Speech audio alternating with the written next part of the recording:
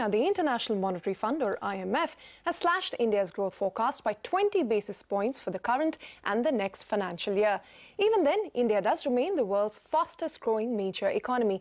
But the IMF's chief economist has said that they are watching India's macro data very closely.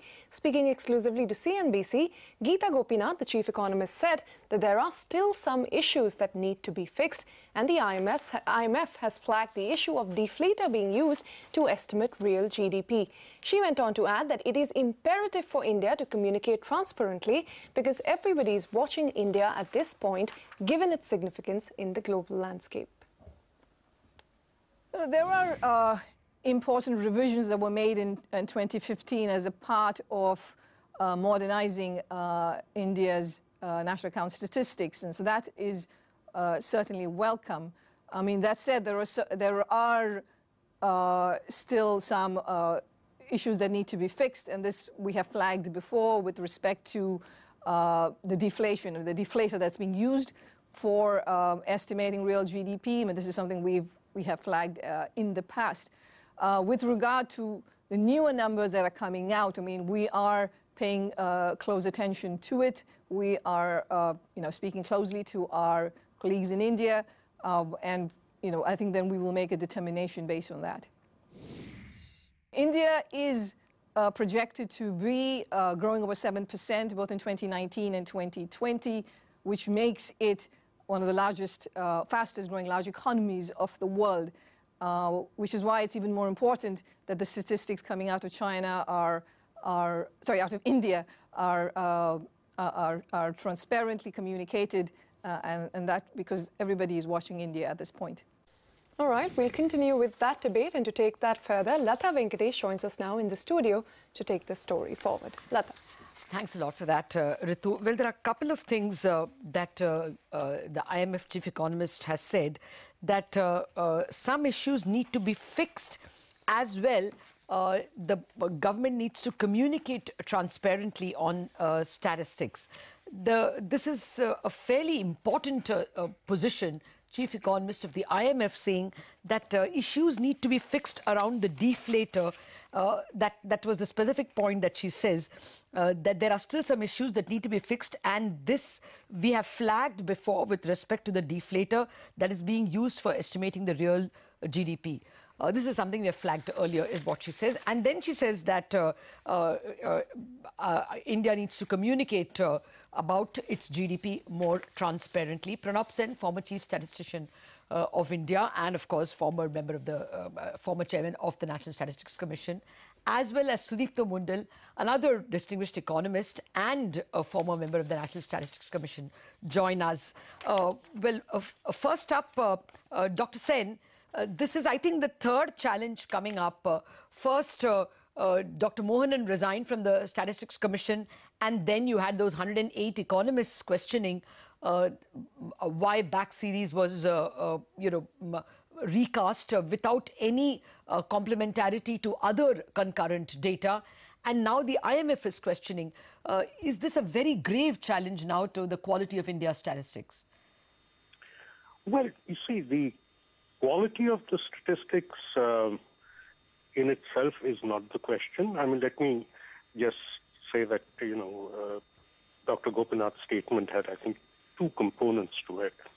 The first component was the concern she expressed about the GDP, the deflators that are used. And that is something that we've known. What has happened is that once we moved away from volume indicator-based GDP estimates to values, the importance of the deflators and the prices that go into them became much more important. And I'm afraid we still haven't fixed that problem. Okay. It's not that we were unaware of it. So what you're saying, it's a technical problem of... It's a technical problem. It's a purely technical problem. It is... what has been done is that the wholesale price index, which is the principal component of prices that's used for deflation, that has been rebased to 11-12. But whether or not that index accurately reflects the distribution of products that are included in the new GDP estimates is a question. There is absolutely no doubt that we need to spend a fair amount of thought on the price indices. Okay. The second component of what Dr. Gopinath said was, I think, even more interesting because she talked about communicating transparently. This is something that has never, ever been said about Indian data.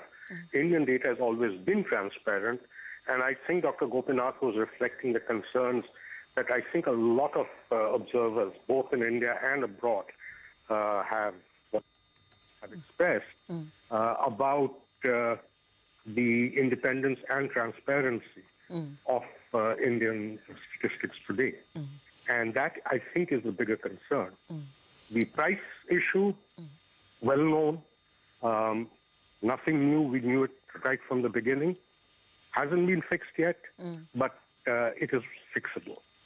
The other one is a bigger challenge. Okay. I wonder if the two are connected, and let me get Dr. Sudipta Mundal on that issue. For a layperson, a person like me, the feeling is that the deflator is being used to the benefit of the ruling dispensation because the back series was recast in such a way that the UPA term data was brought down from a previous, I think, 7.9% to an average of 6.7%, those 5 years, especially because of a couple of years being brought down rather sharply. And the second instance where it seems to have benefited the ruling dispensation is the year FY 16-17, which was the demonetization year. And there we have a figure of 8.2, which again is not borne out by complementary concurrent data like cement production or two-wheeler sales, or loan growth for that matter. Dr. Mundal, what are your comments on what the IMF chief economist is saying, and whether there is an underlying charge that data recast is seeming to favor the government? Yeah, first of all, Lata, I don't think you should consider yourself a layperson. You're being too humble. But that said, I think the two parts of the remarks that Gita Gopinath made and which Pranav just referred to, I think are related.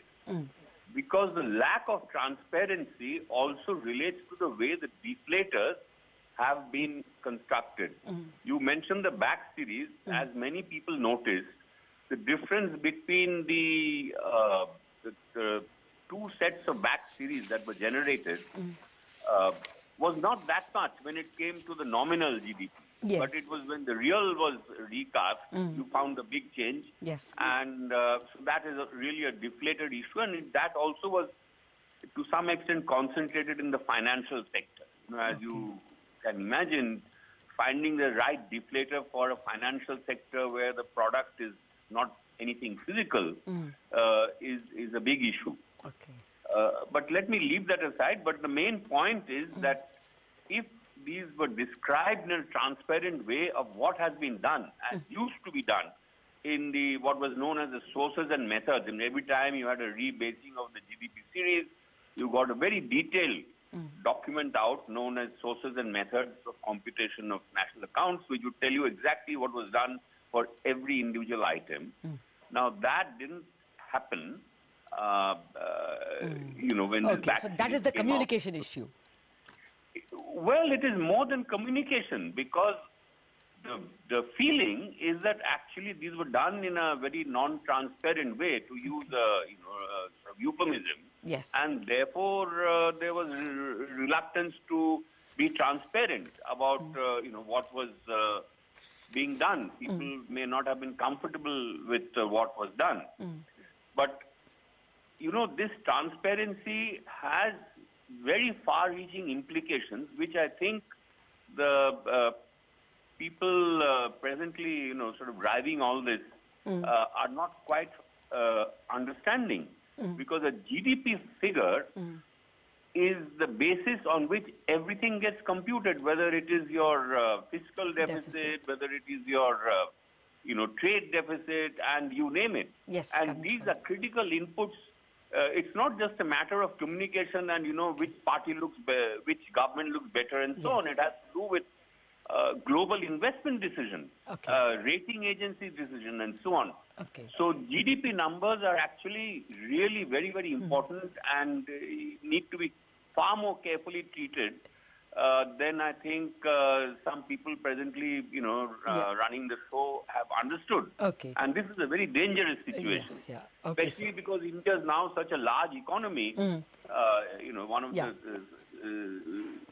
second largest emerging economy, one of the largest global economies, and therefore even global estimates of growth and so on, as she was mentioning, Gita Gopinath mentioning, is affected by these estimates. Fair point. So I was just trying to get quick reactions. We don't have too much time. So very quickly, Dr. Sen, there are a lot of aspersions cast even on Chinese data, and yet foreign investors just flock. Money is pretty amoral so long as it is able to make more money. So do you think this can mean trouble for India in terms of investments or ratings? Or do you think this will pass? It will be overlooked? Well, up to a point, it will be overlooked. I don't think individual investors are particularly taken in by the data. I mean, what they really look at are usually indicators which are more proximate to the business they are in. That was the case in China, for instance. If you look at the Chinese case, most of the foreign investors in any case were investing in China to export. So what was happening in the Chinese economy didn't really matter very much to them. This is not the India story. In the Indian case, most foreign investors are investing for the domestic market. And therefore, projecting what will happen to domestic growth is central to their decisions. So I think we will be more affected than China will. But as I said, for individual products in individual activities, it might not matter that much. Well, I'm sure this question by the IMF merits more discussion. We just thought we'll whet the viewers' appetite with two important minds who have studied statistics for such a long time. Dr. Mundal and Dr. Sen, thank you very much for joining us.